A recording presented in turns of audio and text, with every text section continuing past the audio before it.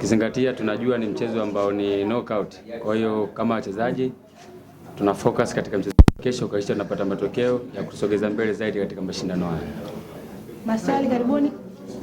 Nditi, mmetoka kucheza mchezo wa mwisho mkapoteza. Pengine kitu gani ambacho nyie kama wachezaji mko nacho kuelekea mchezo wa kesho, make sure kwamba mnawapatia kile ambacho alikimisi mchezo uliopita mashabiki wenu?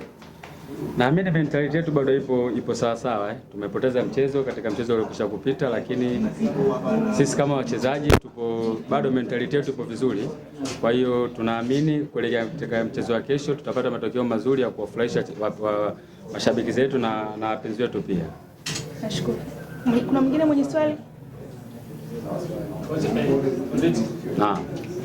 Mchezo wa mwisho kulisha vibaya na kupoteza kwa mara ya kwanza. Sasa labda mwalimu ameeleza nini kama kutafuta reaction kwa kile ambacho kilitokea katika mchezo wa mwisho, kwa sababu mnacheza mechi ngumu nyingine, hamjapata muda mrefu wa kufanya mazoezi na kujiandaa.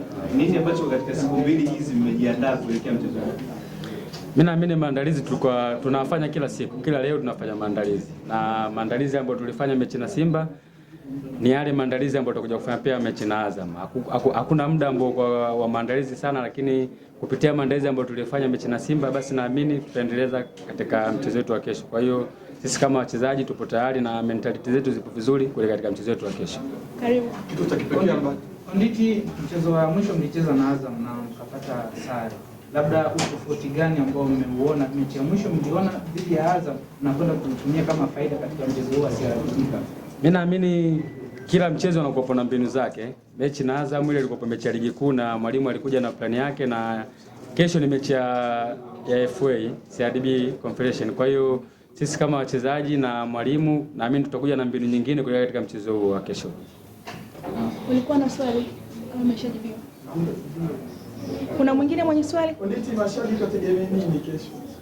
Mashabiki wa Mashujaa. Kwanza tunaomba support yao iwe kubwa zaidi. Tumetoka kupoteza katika mchezo uliokwisha, lakini tunaamini support yao bado ni kubwa. Kwa hiyo kuelekea katika mchezo wa kesho wategemea matokeo mazuri ambayo yatatuvusha katika hatua nyingine.